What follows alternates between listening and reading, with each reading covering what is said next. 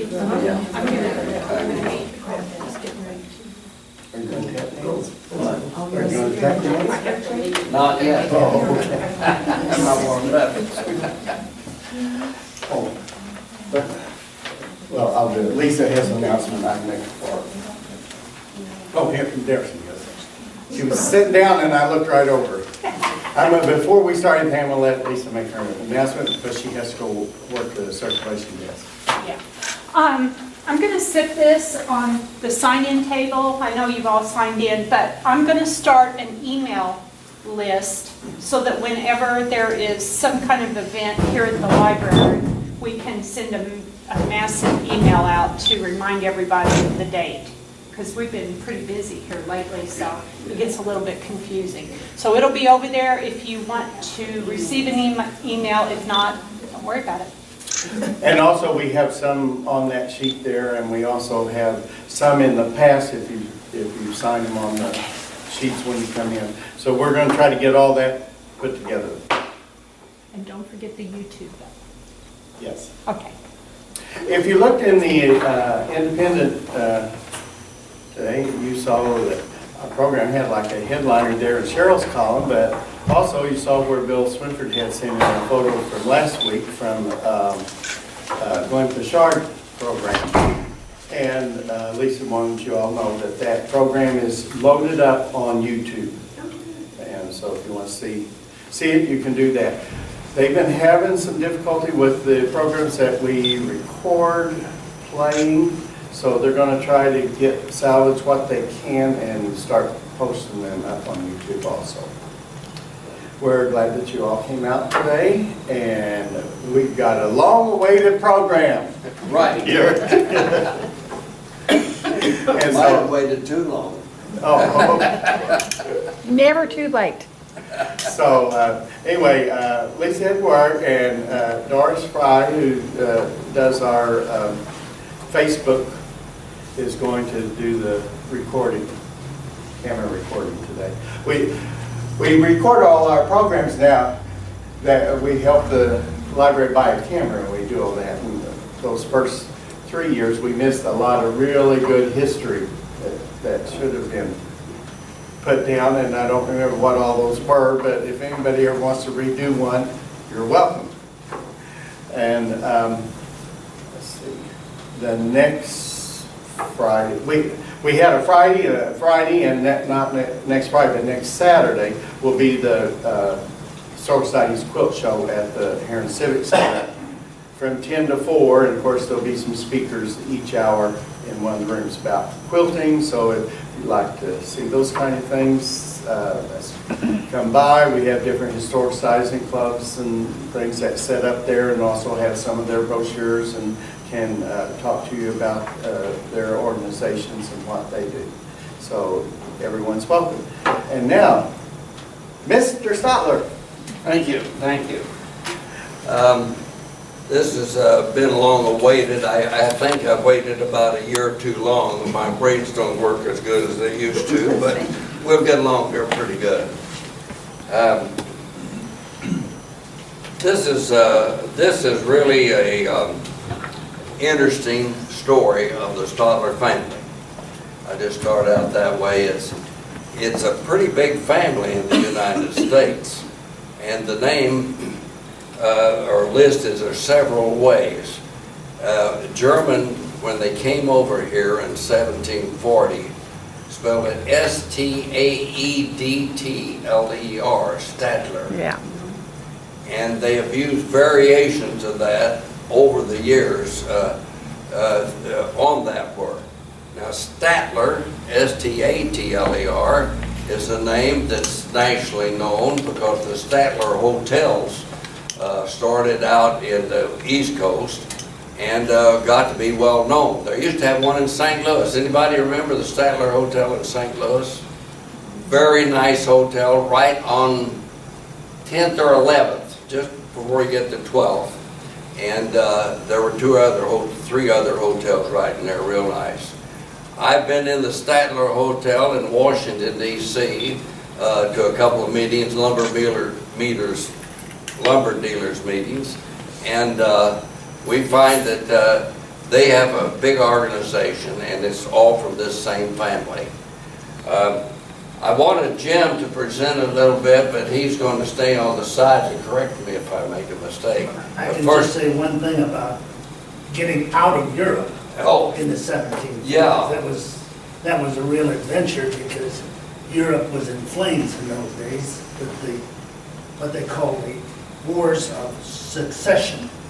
Many of the royal families petered out without issue, and so the decision as to who the new king would be was a serious matter for a number of countries: Prussia, the Holy Roman Empire, France, Sweden, and they'd have wars to decide who would be the successor. So young Germans were happily shipped out by the French. They did not want to face them in combat, so the Stotlars were able to get in on the Rhine River and out through Holland. But it must have been a very, very perilous journey to get out of Europe at that time. thank you, Jim. What are you saying down the, if any of you traveled around, and many of you may have and you may not, but you've heard of Heidelberg, Germany. I got to go over there a few years ago, and if for you musicians, that was where the student prince of drinking song from the student prince was that great Heidelberg castle over there, and they had a wonderful university there at Heidelberg, and it's on the, it's not on the Rhine River. Neckar River is a tributary coming off in southern Bavaria, Germany. It's more down on the southwest corner of Germany and near France, pretty close. But Heidelberg's a beautiful, beautiful city. I even found a buckeye tree while I was there on the edge of the river, and I picked up, I've got my buckeye still at home from going over there. But that area down there is where the Stotlar family originated. And I got just a little, I'll do some reading back and forth if you excuse me, because they, the law of the time at that time, the elder brother would get the farm or get the business or whatever it was. And they don't know, but there were 4 or 5 Stotlar brothers left the Heidelberg area. Whether it was because of that, that the older brother, or what happened, but there was about 4 of them that left together, and they went up to Rotterdam. They sailed from Rotterdam in 1740, and they landed. Let's see, I may have. Let me read this to you a little, and I'll give you exactly. But they came out of that area and landed in the U.S. Said Jacob Stotlar was born in Bavaria. He was the young one. He was just a little kid. Germany in 1730. For the laws of the primogeniture gave the state of the family to the administration of the oldest son. For Jacob disagreed with the policy of God of inheritance, or whether he disagreed with his brother, or whether the pioneering spirit was the motivation, he left Germany and came through Rotterdam to the United States on the ship Lydia, arriving in Philadelphia, Pennsylvania on October 10, 1749. The spelling family name says it changed considerably. The first version, Stadler, was apparently the German version. Then the United States changed to Statler, S-T-A-T-E-L-A-R, then changed to Stotlar, S-T-O-T-L-E-R, and finally to Stotlar, S-T-O-T-L-A-R. Do any of you know any S-T-O-T-L-E-Rs? There's some down at Cape Girardeau, and I was in the Navy, and about the first week or two, finally a young man came up, was with in the group, and said, my mother was a Stotlar, but she spelled it L-E-R. He was from Rockford. So they got them scattered around all over the state, and any one of those numbers are the same group of people, how they spell it, but at least you know that. Says from the ship's register, apparently 4 or 5 brothers are near kin, also came to the United States. Stephen, Rudolph, Casper, and Daniel were listed within the 3 years. Soon after they arrived, Jacob and Casper settled in Pennsylvania territory and known as Lancaster County, Juanita Valley. Jacob was a former Indian fighter and a shoemaker. He married a Wetzel or Bonnet, and they had 2 children, Joseph Stotlar and John Stotlar. Joseph was born in, he is the one we're looking at now. Joseph was born November the 11th, 1771. And John on November the 15th, 1772. Now this is just before the Revolutionary War, is when they arrived.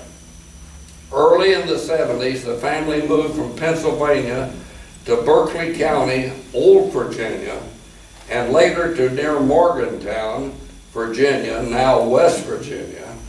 One report tells that Jacob and his family in the late 1760s moved west over the Alleghenies, and that Jacob built a fort some 15 miles from Morgantown, known in pioneer times as Jake's Fort or Stadler Run.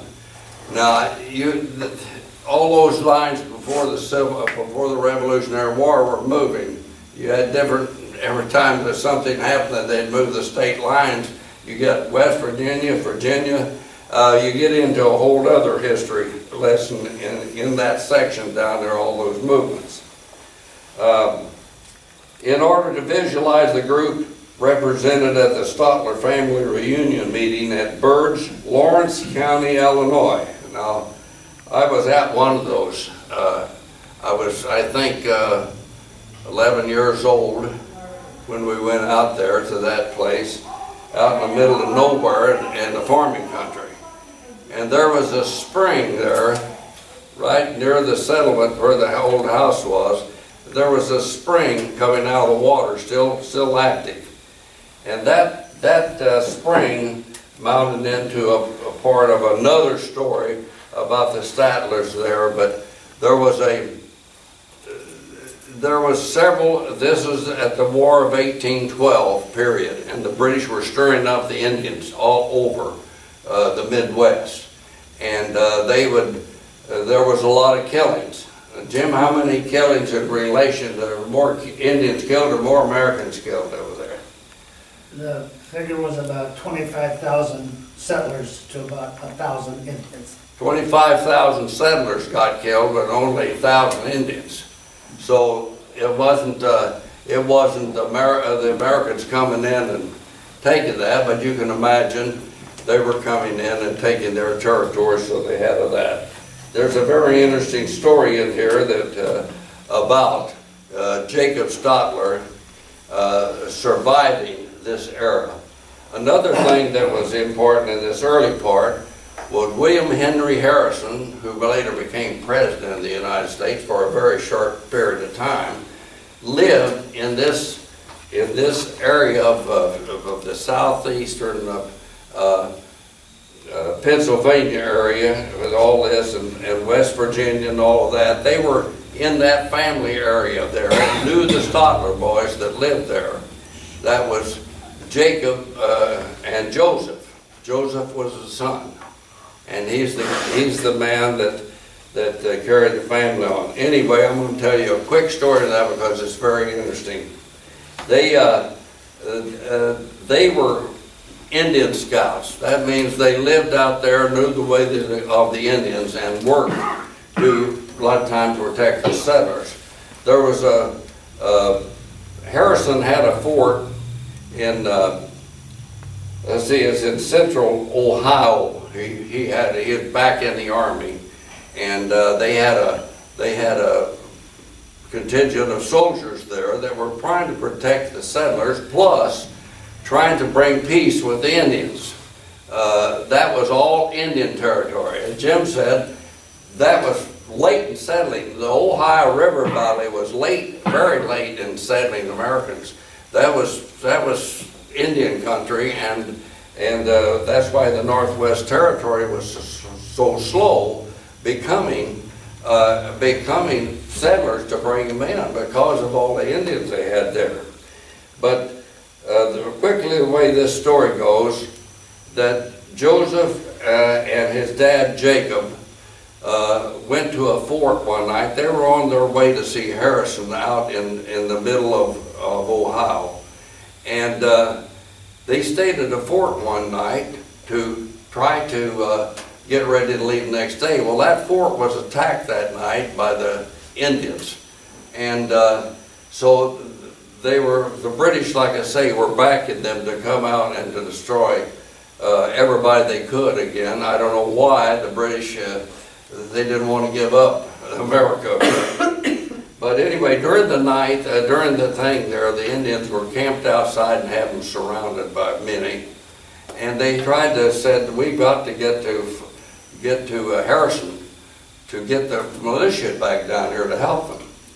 Well, they've asked for volunteers, and most of them all families, and Jacob and Joseph, the only ones there that weren't family groups. So they said, we'll get the message. So they sneaked out in the dark of the night, wee hours of the morning, swam down a creek, got into where the horses were, the Indians, and stole 2 horses and headed out to the central part of Ohio. And during that chase, they came up on a hillside and it was going over a mountain with a lot of rocks, so they couldn't trail them.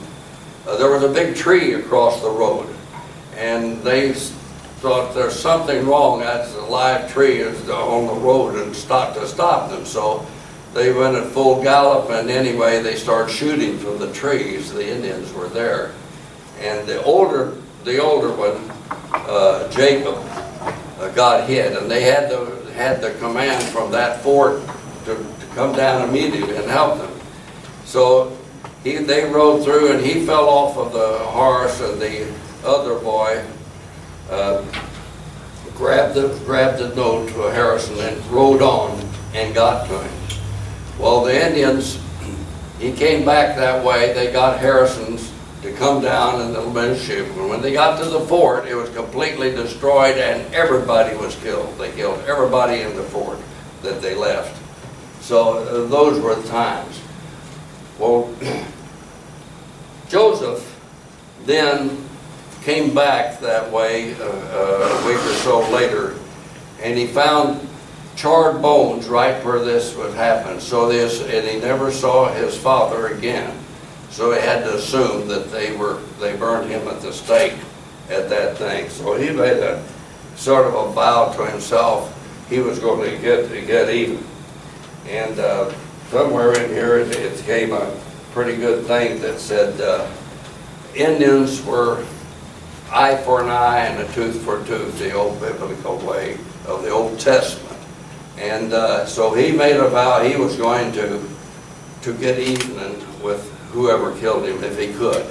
Well, several months later, Harrison formed areas for the Indians to be in and the areas of the white, and a sort of a contract with them, not to kill each other.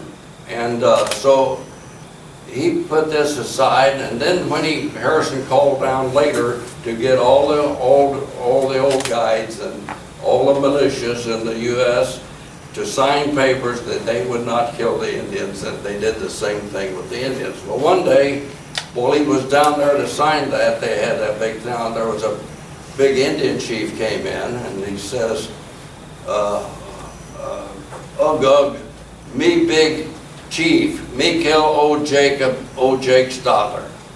Publicly was bragging about it in the town. So he immediately got out of town. He wasn't going to sign anything that would put him where he couldn't get him.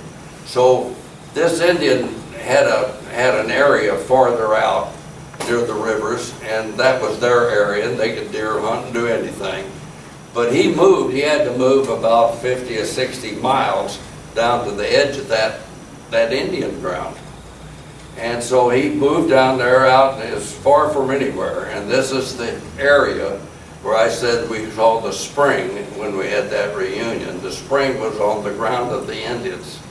So one day they were whooping and hollering and chasing deer down. And so he sneaked down and hid in the leaves near that spring. And the way they did that, the other Indians chased the deer and the chief got to shoot him.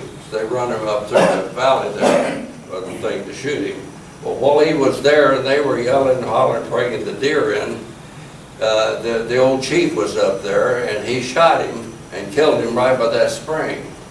And then hid back in the leaves. This was in the morning. Well, he knew the Indians' way. They came in whooping and hollering and breaking, looking everywhere for him. But they couldn't find him in the leaves. He knew to hide right there and not move. And later in the afternoon, he peeped out and saw they always leave a guard where they are, or something like that happens. So he saw the guard and hid again. And later that night at 10 o'clock or so, he sneaked out and left and got back to the village. Well, they looked and done everything, but nobody could prove. They thought, well, he probably did it, but they couldn't prove anything, and he never said a word till his dying bed. One of the men here that wrote a lot of this stuff said he was when he died, he was 98 years old. I can't believe it. He was 98 years old, going through this type of life, living in this kind of a situation. Said he had a red hair and braided clear down to his back. Now that's unusual for us to see that, but that was what he was, and he made his living as a cobbler, making shoes and stuff. It's sort of a family trait through there. And they also in Bavaria made pencils, and I was going to bring some of those. I couldn't find mine. My brother Arwin, while he was over there and with the 11th Armored Division right at the end of the war, he walked down the street in Vienna.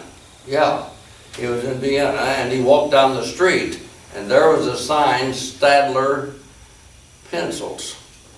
And he went in, and there's some of those pencils there that right down here, one of the ones that lived here and was an educated guy was Ed Stotlar. Now I won't get you to that in a minute, but he had some of those at that convention we had in '37. He had some of those very small, they're beautifully painted, hand-painted pencils that were made by them.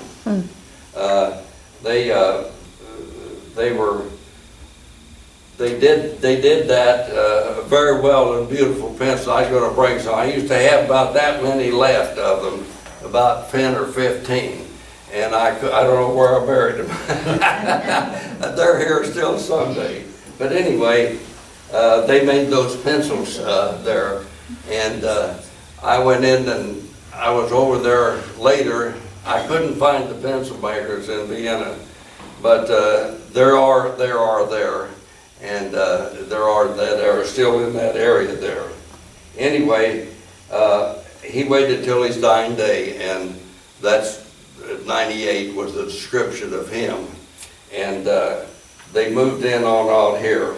Now, to get to the local Stotlars here, the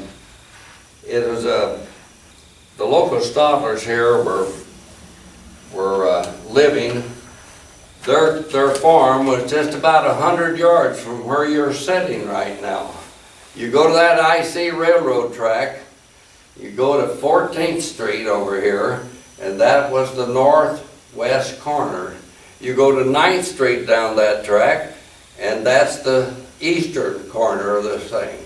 You go down the north, or go south, due south down 9th Street, and you hit Stotlar Street, which was the south end of the land, and the South Side Grade School is to 14th Street there, makes up 120 acres, except the city of Heron has this, And as a group, to take over that cemetery, we gave them the deed. The deed to this property is 120 acres except for 1 acre, and that's the Stotlar Cemetery, which you can just go over here on 12th Street and you'll run right into it. And that was the original farm.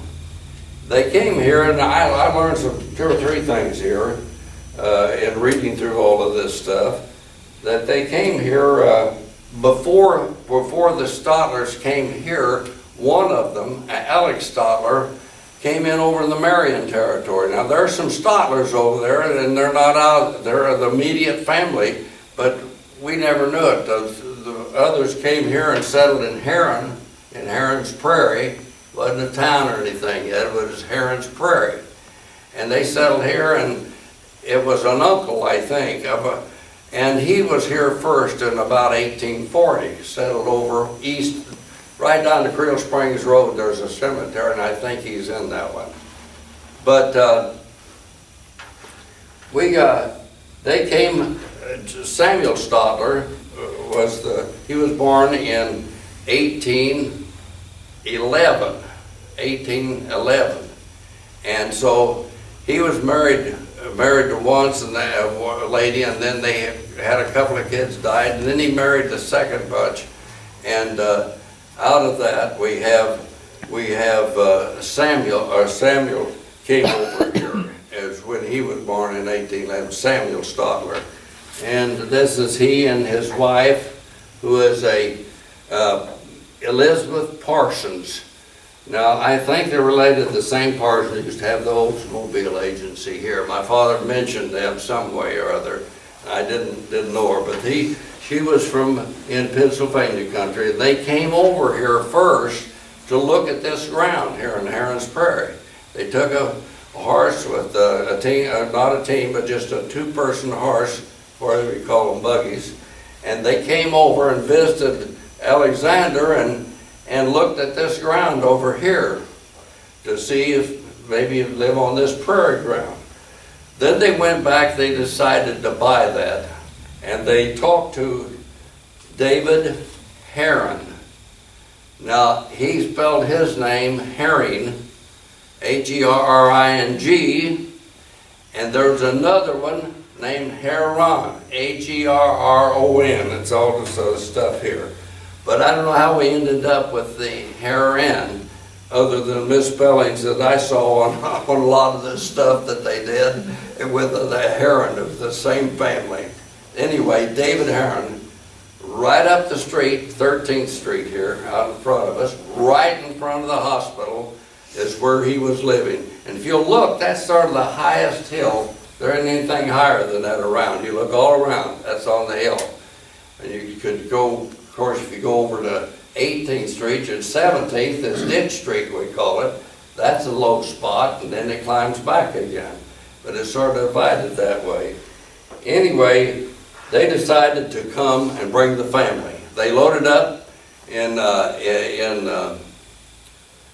help me out here, Jim, my brains are not moving fast now. Two wagons. They brought 2 wagons from... Yeah, they brought 2 wagons, it's in here, some of the writing. 2 wagons, the kids, the oldest kid was 16-year-old, and Thomas Stotlar. I'll get to him shortly. Thomas Stotlar was the 16. Chris, this one here is Chris. I don't have Thomas up here. He's in a couple of these books over here. They loaded up the kids, everybody, and came over to Heron Prairie to live. All of this happened 2 blocks from 220 South 12th Street is the old original house, and that's where they came and bought this ground, this 120 acres off of the Herons. The Herons were interesting in that one of them, I forgot which one, is all of this is in this writing I've got here, bought up tracts of land. Since you were in the War of 1812, you could get some real cheap land out here. And they bought always 120 acres. And he divided, they originally came here, he had 600 acres for the city of Heron right here, he had 600 acres, and he divided that up in 4 or 5 ways, and he ended up with a 160. Well, that's the 60 he owed that he sold to the Stotlars right there. And the rest of them, so Stotlar, or the Heron family, had parcels of ground all over that 600. So that's how they ended up being right here. When they got here, I think they started building a house and it caught on fire, and they had to move out and live in a barn. Now there were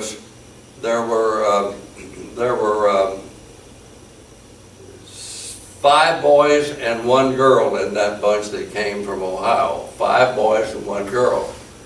And they moved down to a barn, which that's where I was born, B-O-R-N, and on 316 South 12th, which is a half a block south of that original house.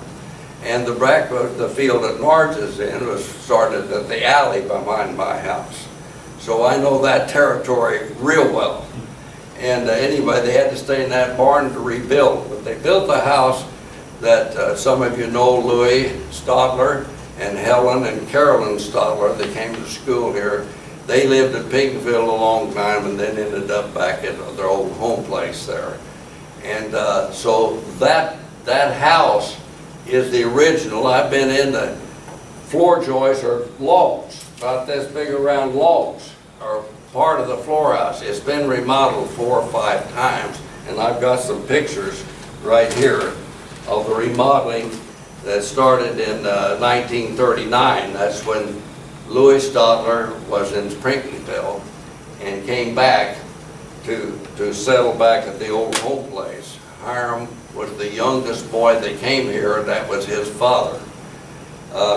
We get into many people's names, but I want to put it this way.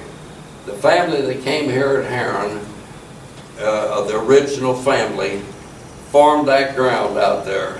And I talked to Louis Stotlar, and he said his dad told him that that poor dirt wouldn't grow anything, and they worked themselves to death trying to make a living off that dirt as a farmer out there. And I lived with that field, and we flew kites out there, and we had haystacks on the farm. We'd go slide down on that back farm. We had a basketball court. We had pole vaulting pits. We had ball diamonds out there. All of that was done on that field out there that they had back in the 30s, I'll put it that way, in the early 40s. So that field was very useful to us around here. To get to the names, I've got him here of the family that came. And I think that I'll try to pick it up. I know there's a lot of names and a lot of angles, but I want to say this. These people came as farmers, but they were here in 1856, just before the Civil War, in 1860. And they had 2 boys. The 2 older boys were in that war. And Thomas was the oldest. There's a picture of him as the First National Bank president in that book down there. Now, if you want to get a lot of this, any of this stuff, this book on the end is from the Marion Library, and it starts. This is 1905 history of the county. It's the county book, and they got a wall full of those. And you got your book there, hon? There she has it, the 1905 book, and it covers a lot of interesting things. One of the things, not only the Stotlars starting their businesses and all in this area, but they have well, it's got a little bit of everything. And one of the important things, my daughter's here, moving back to town. Susan, many of you know Susan. She's going to be moving back on Lake of Egypt here in next month, May the 15th. I think they're coming. But that book there gives you politics. I'll tell you, on a section on politics, what was going on before the Civil War and after the Civil War. And basically, Lincoln made this Lincoln-Douglas debate over here at Dayton, or at Anna. And if you haven't been there, you just go to the circle over there at Jonesboro. Go right north about 3 blocks and they got the park of the Douglas debate. I think at that time everything were Southerners. Came out of Kentucky, came out of Tennessee, came out of Birmingham. I just threw Birmingham the other day. Good friend of mine, Charles Walker, married Margie Artis, Lyle Artis' daughter. He was a coal miner in Birmingham, came up here. But all those people were Southerners. I think the vote, don't hold me to the vote, but they had about, some of the Lincoln Douglas debate, Lincoln only got about 20 votes as a Republican out of that lecture. And Douglas got all the rest of the votes over there. So it was definitely a summer Democratic state. Later, it wasn't even Democrats, it was some other name, and I was scanning through it the other day, and it gets up to almost 1900 before you start getting a regular ballot and go through a board and make it legal. You just had the people running top, say Republicans, and then the Democrats. If you was voting for the Democrats, you just scratched off the other names on the north, and that was it. I mean, it's crazy. I don't know how they got anything right the way they did, but it's a good article, about 5 pages in there on it. That's in the library over at Marion. You can get that book. But here's the way it read along here. Samuel Stotlar, right here, my great-grandfather, he's buried right out here in this cemetery too, down there. His is just about a 10 by 10 square monument, sits like that, and I had those redone here a few years ago. They're limestone, and naturally limestone dissolves over a long period of time, and it's there. And then we put a granite stone as a headpiece of who was buried there, because you couldn't hardly read it on the other. But Thomas Samuel Stotlar, was 1813 to 1876. Didn't live too long, about 63 years old, something like that. That came from over in Ohio and brought the whole family down here. Says married April 18, 1839 to Elizabeth Parson, settled near Beaufort, Highland County, Ohio, whence he migrated from all his family to the Herons Prairie in 1856. He had brought land from David Heron, they spelled it I-N, but it should have been O-N, when he visited a brother, Johnny Stotlar, in 1855.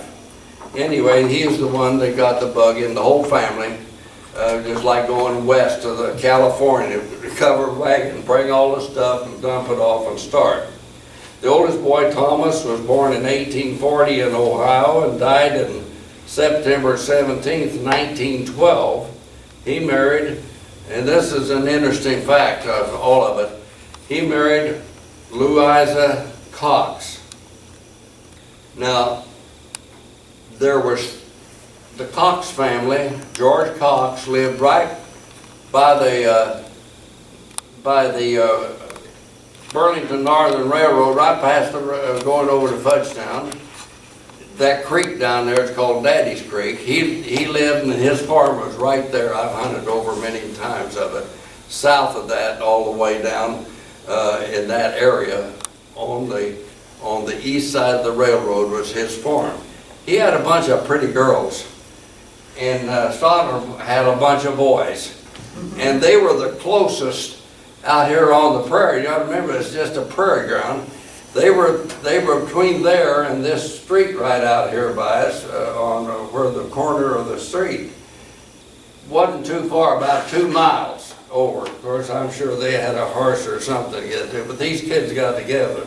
Well, the first one was Thomas. He was the oldest one that came here, and he married one of the oldest girls. There was 3 Stotlar boys here, buried three Cox girls. They had 4 or 5 girls and 1 boy in that Cox family.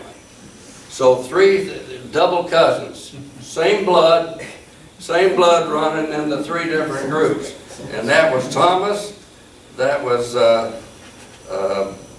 William, and my grandfather was a Cox. Alice Cox was my grandmother, and she had the 9 kids. But I'm going to tell you, none of them died. It's sort of remarkable.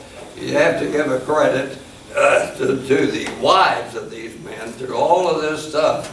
They were able to raise kids, Right. and go through schools, start businesses, do all that, and none of them were weak, sickly, blind, or feeble-minded, or any of this stuff with what they had to work with.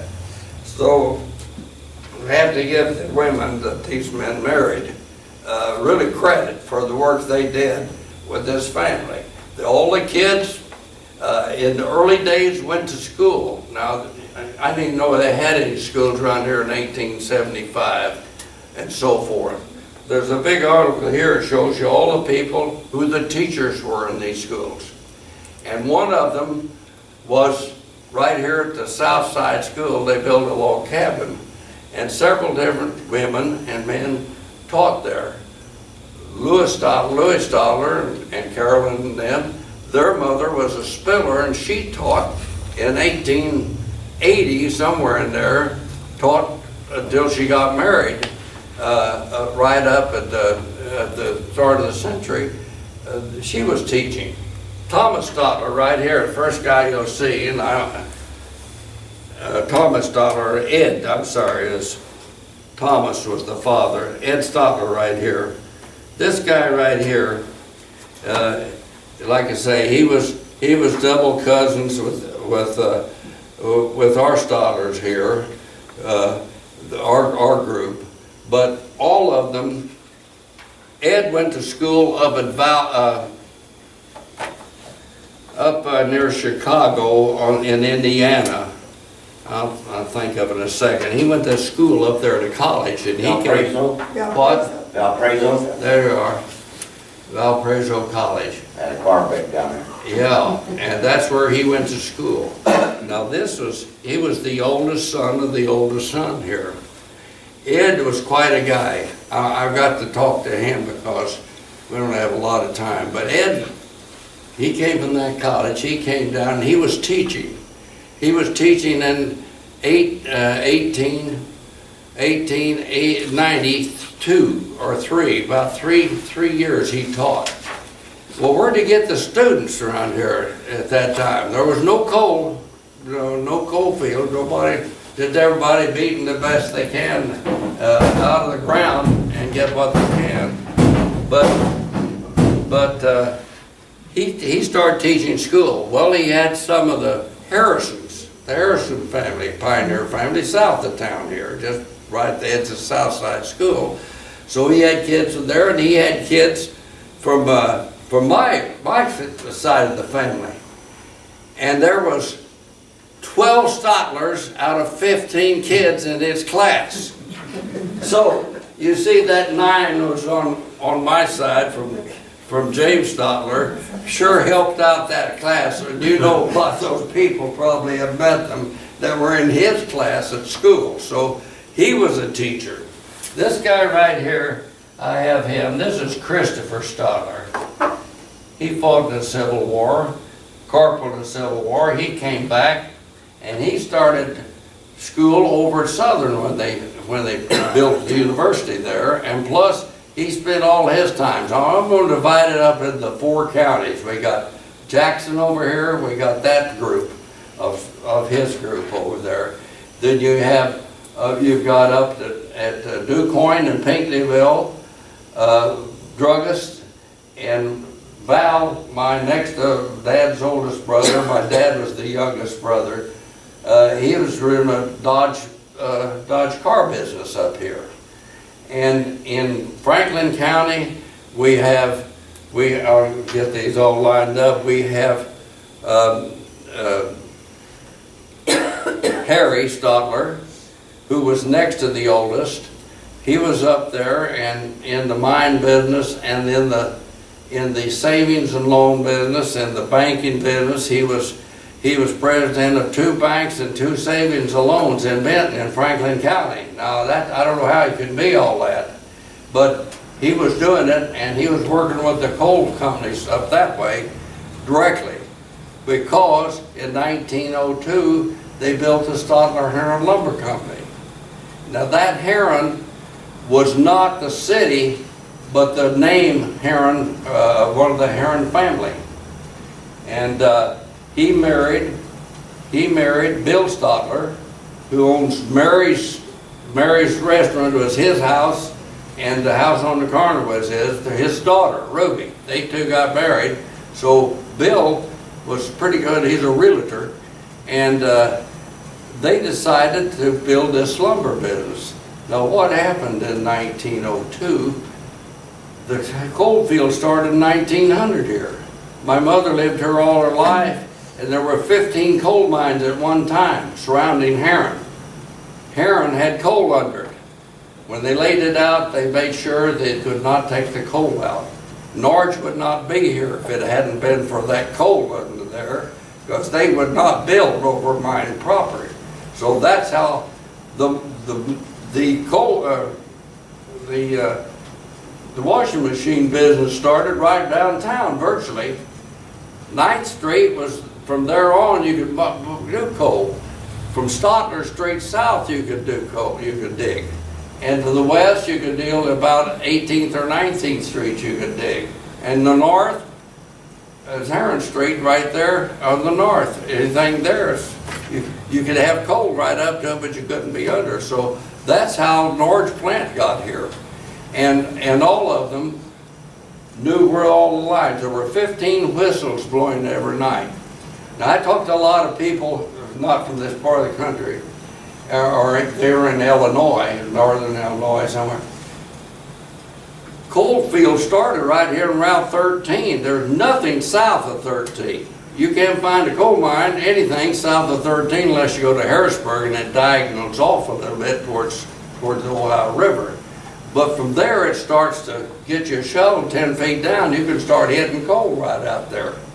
And some did. At Carterville it's really started. They started. As it slopes north, it gets deeper. The Illinois is like a big bowl. It slopes deeper. So right here in Heron, right where the water tower is, Taffiolini, that was Taylor No. 2 mines. And the water tower was right there, and I think it was 140 feet right there. I helped to fill that hole up, Johnny Pander and I. We bought the rest of my brother and I partnered and were buying the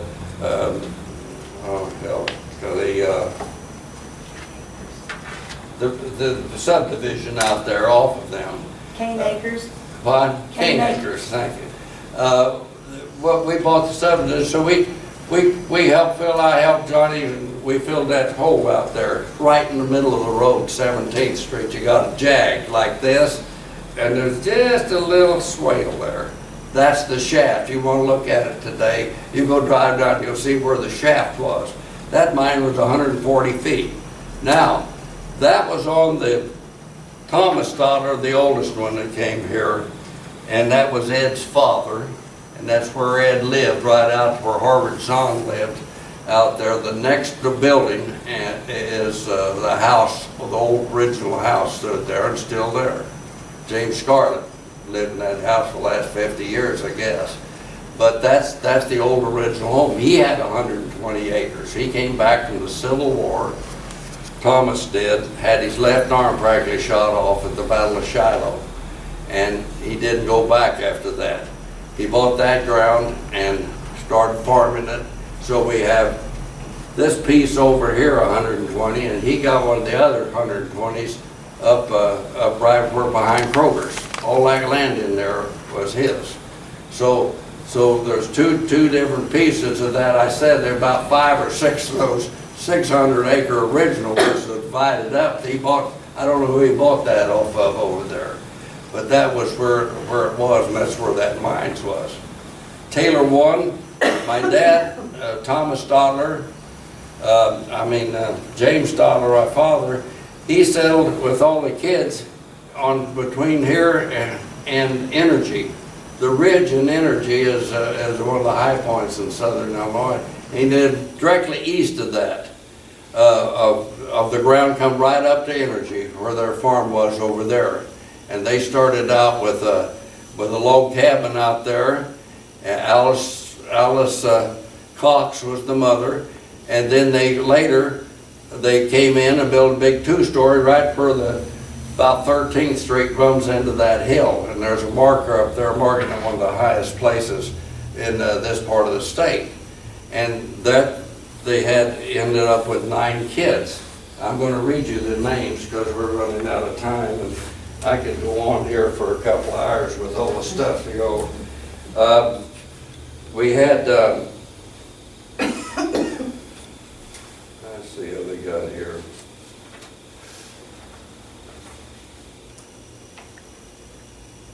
The originals was Thomas, and Ed was his oldest son, and Nora Ford, who lives right down here where, next to Doc Murray's home, and Mary just blocked down the street, used to have a deal. Nora, she married a Ford from Fordville, the ones that started Fordville. He was a doctor, and she was the daughter, and there was one other son over there that I think later died. But they came there and started there. Thomas was, I just gave to you. John Alexander Stotlar was killed at Mud Creek. Jim was discussing that about that. He was one of the sons that came here, and he was killed in northern Mississippi, wasn't it, Jim? At one of the battles. I don't think he would ever found his body or something there. They had it. Then there was Christopher, who owns Mary's and the Thin on the corner. And Jim gave me I'm going to give this to the, bring it down here to the Civic Center. We got a 1922 map of Heron, all the streets laid out, everything in detail. Very interesting map, but that's when Heron was at its biggest. Most people were here at that time, was about the early 1920s. So that ground there was Christopher was busy selling houses and building places along there. They had one daughter named Jerua Jane. She was born in 1848, and she married Thomas Cox. So I just told you about that. One boy and 4 girls. He was the boy. He married the daughter over here of James Stotlar. We had 3 boys married to their girls, and the one girl here married the boy, and the other girl, the oldest one, was married, I was just looking that up the other day, over in Marion. He was the mayor and president of a couple of banks, but the oldest one, right where the old jail used to be and the Marion Historic Center, they lived in a brick house right next to us, and Cannon was his name. He married the older daughter. Then they had no children, believe it or not, no children up there. But these people are just everywhere around here, all mixed up. Around Heron, you got the Coxes, you got the Stotlars, and I had a guy once come here from somewhere else who lived here a while, and he said, "You got to watch what you say, because everybody's a cousin to somebody that you're talking to. You can't say anything about somebody next door, because they'll be a relative." I got him. He said, "Boys, you got to really be careful." Well, he came down the line then from William to James, my grandfather, and Hiram, the youngest boy, who lived at the old house, is still there. Now, one thing I want to say while we're all here, I think that'll qualify for the state of Illinois 100-year-old home, original home, and we ought to do that. Practically town has one, but guess who's got that town? Ed Stotlar, that guy you heard before, his house in Marion is on Main Street going down. It's the green tile roof house, and one of the school coaches that used to be in Marion for a long time from Benton, he bought the house and was living in it. And it's the famous architect was plans from that house. Ed, back to him again, I'm bouncing around and running out of time. But Ed was a teacher. He was, if you'll notice, he started the Stotlar Heron Lumber Company, and that I want to talk because that revolves to everybody here. The Stotlar Heron Lumber Company was started, I told you, by Ruby, William Stotlar's girl, marrying that Heron boy, and they first started and rented about a year, and then all my uncles, they joined up as a family deal and started the corporation. Now this is 1902, they're already digging coal in Carterville and in Heron. So they said, just think about it, no automobiles at that time. You had to walk or you had to have a horse, and nobody had a horse around here. So you had to put a lumber yard or business where the coal mine was. And the men working in the coal mine had to live. The company store and the houses, I just went by Freeman, there are 3 left of the old originals, just looks like a teepee. Up this way, and a center stove in the middle of the house. Those are the old company houses that the men worked in. They walked to church. Also, people not around here know, there's our little town, every 3 miles you go, there's Cope and there's Freeman and there's this. Because they couldn't get to work if they didn't live there or walk a mile. Maybe they could walk a mile and a half to get to work. And it's very unusual to see the pattern of this because of the coal mines and the time. You got to put time into everything, what was going on at that time. No automobiles. Harry, I'm going to quickly finish here, of the boys, the oldest boy lived in Marion now, but he was born in 1878. I'll take it back. He had a girl first.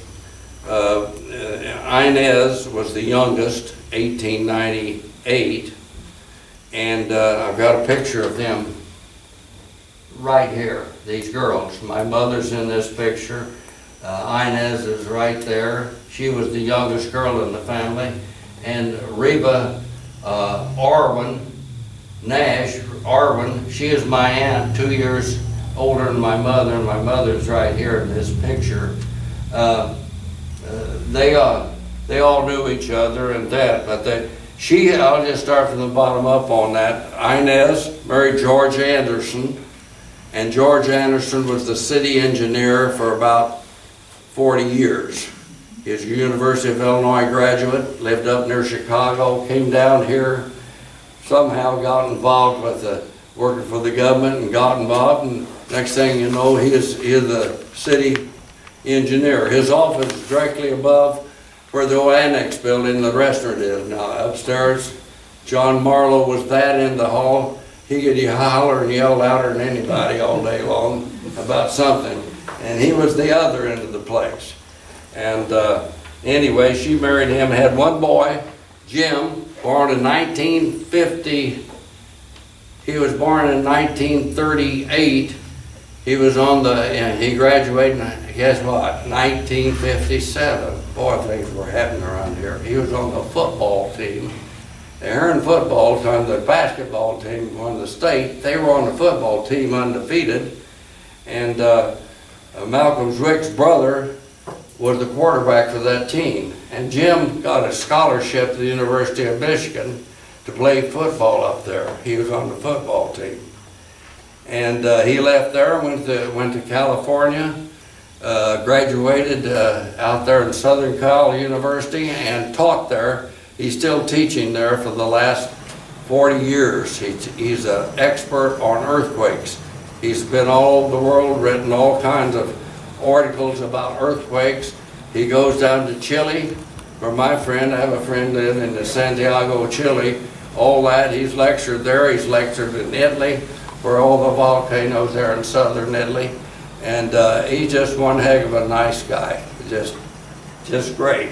George lived just a block from me over here on 12th Street. I got married in '52 and moved and built a house right next door to Louis Stotlar's, which is the old original house there. I live right there, 212 South 12. Next door to him is Lyle Artist, and next door to him is George Hatch, the brick one.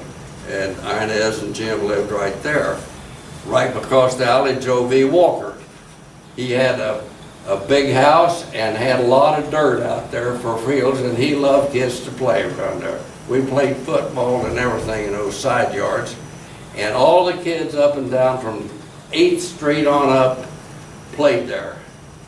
I got a picture, and I couldn't find it today, of all the kids. We were playing football, and Joe came home, and he loved kids. Joe V. Walker. He said, "Wind up there, guys, I'm going to take your picture." So he took the picture, and I got it. I'm going to find it and get it down here for you. Everybody in that picture is dead but me. Oh, yay. My brother died 2 months ago. Orvin died in February 29th, leap year, died then. So that leaves me as the oldest guy left in the whole Stotlar organization down here in southern Illinois now. Anyway, that picture, we were, all these kids, and here's a Chapman. Ray Chapman's nephew, the baseball player, got killed in the National Hall for baseball players. There was Bob Beach, who played for Detroit for 20 years or something. Married a Heron girl. My dad knew the girl real well that he married. But they're both, Bob and Bill Beach, was blocking the half away over here. Here are two big league baseball players. Their kids, nephews, were right here in that little spot. Bob Brewer was one block over. Most everybody knows Bob Brewer. And he was always, their folks bought that New Era Dairy, and he had to work all through school years at 4 in the morning, delivering milk. But Bob ended up a multimillionaire with a guy that knew how to work, and that's the way he did it with the other. All of these kids, we all lived in that thing, got along together, went out to number 7 mine ponds, skate all winter. We did everything around there. And Stotlar Field was there. We had a baseball field right by Bob Brewer's house on 10th Street. All of that, we grew up and had all these facilities. Didn't know we was in the middle of a depression in the 30s, and in a war, we knew that, but in the 40s. But luckily, all of the kids got out of that war. And our business started in 1928. My dad was working for Stotlar here and there. When they shot up right down the street here at Masonic Temple, he watched the guys go by in an open car, traveling car with their guns. They made the corner and went by and started shooting that all up there. But he started in 1928, and guess what happened in 29? Biggest depression in history. He was able to survive that and made it through. Yeah, I didn't see much of him, so that made my brother, he'd have to be the father. And he taught me everything to do, how to play ball, how to dive off. We'd go out and dive off these high dives at this White City Park was there. We'd swim in the strip pits over here.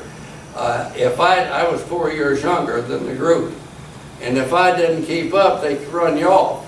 So I had to work hard to excel in all of those things, but it eventually paid off. Orvin and I started out here. He got back out of the war, and I gave a talk a little bit during the funeral then, but he came back from the war, and his cornet playing was fantastic. He was a great cornet player. And he got in a band, and he was in the, like I said, the 11th Armored Division. That's one of Patton's groups. And he played the Hollywood Bowl, Hollywood Canteen, all of those, a dance band they'd gotten up in the Army, and played there with all the movie stars, the Rockettes. At the end of the war, he was in Vienna in the 11th Armored Division, and he was sitting there. Some guy was talking to him. Some guy kept throwing a piece of little rocks that hit his helmet. He turned around. It's Charlie Chapman, lived right across the street out there on 7th. Hitting him with it. He was in the 14th Armored Division, and they'd all gotten there to keep Hitler from getting back to his hideout, but he never got out of Berlin. Anyway, we ran into that, and he ran into that. But anyway, after the war, we worked with Dad, and we built the finest lumber yard in the state of Illinois. And you know what that is? That yard was built in 1957. My gosh, a lot of things were happening in 1957 around here. We built the finest lumber yard. That hard lumber yard was air conditioned. The whole floor, sales floor, was air conditioned, not just an office, but the whole floor and the office.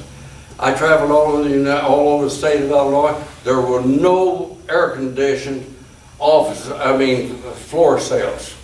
There was one like it in Champaign that simulated, but this lumber yard built all out of big timbers coming out of Oregon, not out of the South, but 24 and so forth timbers, had all those different things. So we could sell you everything from lots. We've had lots out here at Cane Acres, and down 7th Street we built houses down there near the number 7 pond. And all of this thing went on. We went through this all the way, all these years. So I'm real happy to still be kicking and in fairly decent health, and been able to live with all the wonderful people here in Heron and all southern Illinois. I don't think you can find a better place to bring up a family and to offer these things. Now we got all the lakes and all of that. I think it's just a fantastic place. So I'll end with that piece, and you can come up here and look at all these stuff. And if you got any questions, I'll stay up here a while. Yeah. Sam, when did you go to Marion? I went to Marion in 1963.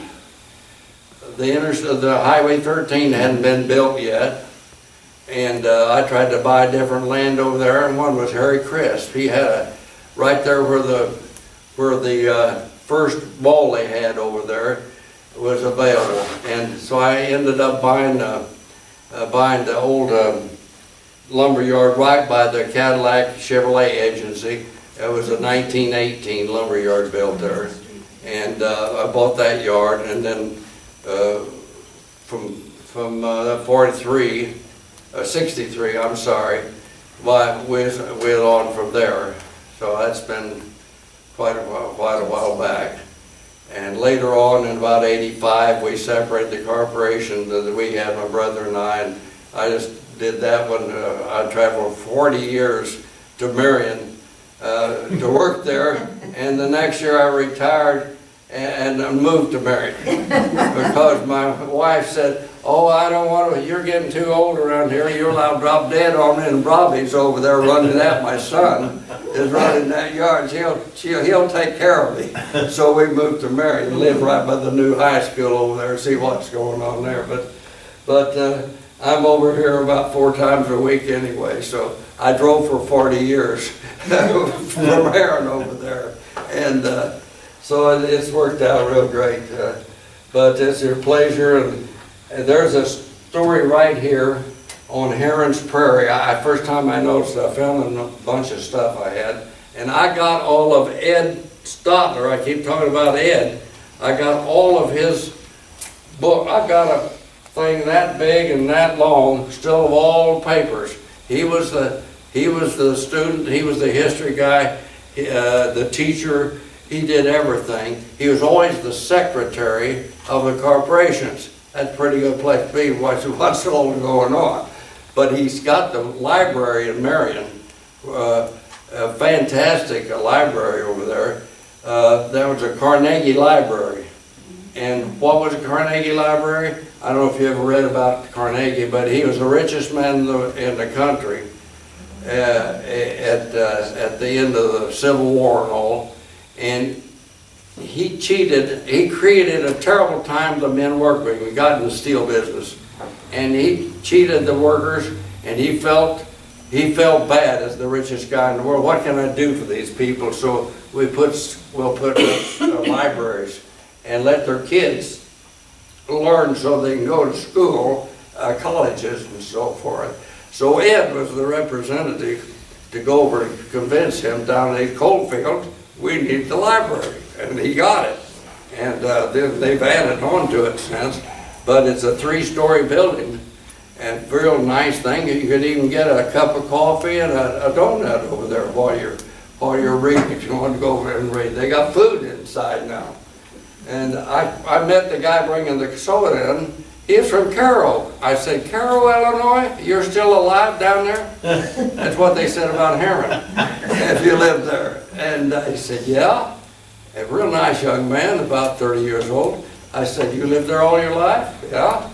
I said, well, I'm glad to meet one nice, smiling guy that's still living down there. And they got a little distributorship. They hit Missouri and Kentucky, and they're selling the soda into the Marion Library. I couldn't believe it, but he was up there working, you know. And they've got a great Carnegie Library down there too. If Yeah. anyone wants to see it. Yeah, I didn't know they had that down there. Beautiful one. Yeah, it That's is. the The thing. inside Well, of it's more like a museum, an art museum. I'm glad to everybody, and I'll call it a day today. Carol. Like I said, we could talk on for a lot of stuff here, but I'm thankful that I'm still in good health, and the family's in good health, and I've got a wonderful son, Rob. I lost one son, David, in Houston. He was a fine musician. My daughter's moving back to Southern Illinois after about 45 years traveling with her husband, who was a executive for Ford Motor, and they moved them like the Army. Every year and a half you go to another district, and you go to another district, from California to Denver, to Chicago area, Naperville twice, 2 or 3 times north of Detroit, and it ended up, I think this is the 17th move they're making, May the 15th. That's not far away. So it's really, we're thrilled to death to have her back down here in Southern Illinois. She's a music major too. And so we got a lot of people in music in our family. And I want to say one other thing for my dad. He started in 28, just as the Depression hits, and he was able to make it through that, working 60, 70 hours a day. And in here is also the story of the First Christian Church. The one up there that we've moved out of, I still say an energy, but it's gerrymandered around which lot you're on where you're inheriting their energy. He helped to start that, he didn't, but my Samuel Stotlar started that church. I want to mention this, with several others here local at that time, and right after the Civil War in 1868 or somewhere in there. An evangelistic preacher came through, and anyway, they started that church. They started right across from White City Park, a log cabin, started there with 4 locations. And now the 5th one out there in Energy. But he was chairman of the board, guess when? 1932.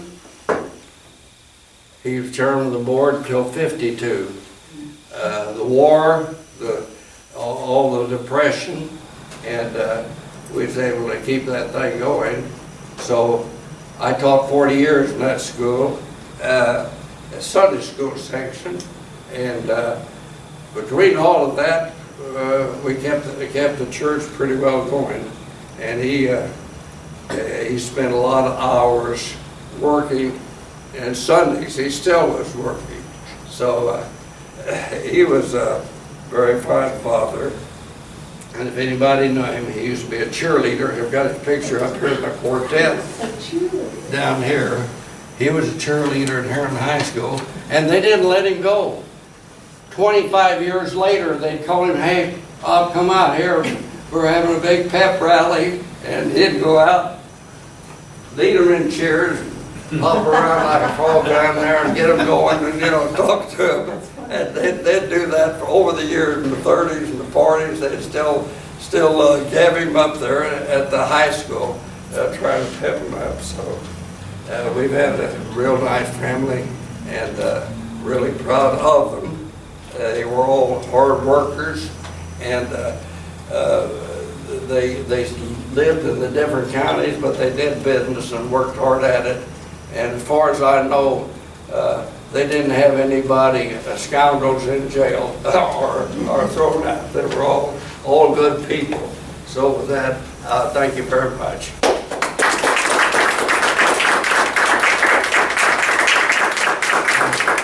I'll stay up here if I can answer any questions.